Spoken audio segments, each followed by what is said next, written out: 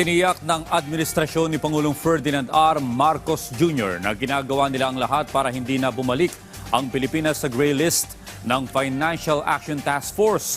Kabilang na dyan ang pinaigting na pagsupil sa money laundering. Yan ang ulat ni Joshua Garcia. Paiigtingin pa ng administrasyon ni Pangulong Ferdinand R. Marcos Jr.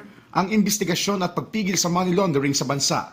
Kabilang dito ang paghabol sa mga nasa likod ng maanumalyang proyekto kontra baha. Ayon sa Malacanang, layo nito maiwasan ang pagkakabalik ng Pilipinas sa Financial Action Task Force Gray List. Listahan ito ng mga bansang talamak ang money laundering o ang paggamit ng pera mula sa iligal na aktibidad. Nakatanggal na po tayo sa gray list ng PATF at kaya po nagpaimbestiga ang Pangulo at tuloy-tuloy pa rin po ang pagpapanagot sa mga sangkot upang maging malinis po ang ating bansa sa issue ng korupsyon.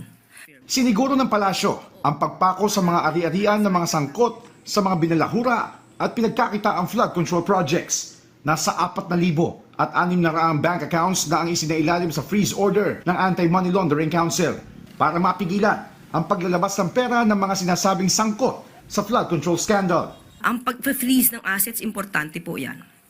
At kung meron mang sino mang kinalaman sa mga korupsyon, ay dapat lamang po na ma-freeze ang assets.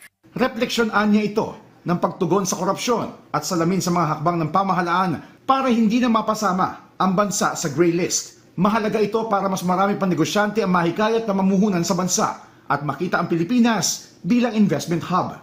Unang-una po, nagsisimula pa lang po tayo. Meron na po mga nakakasuhan at sinabi rin po ng Ombudsman at ng DOJ ay patuloy pa rin po ang pag-iimbestiga. So tingin natin po ay nakikita naman ito para mapatunayan ng bansa sa pamumuno po ni Pangulong Marcos Jr. na sincero po at seryoso ang administrasyon na ito na pugsain ang korupsyon.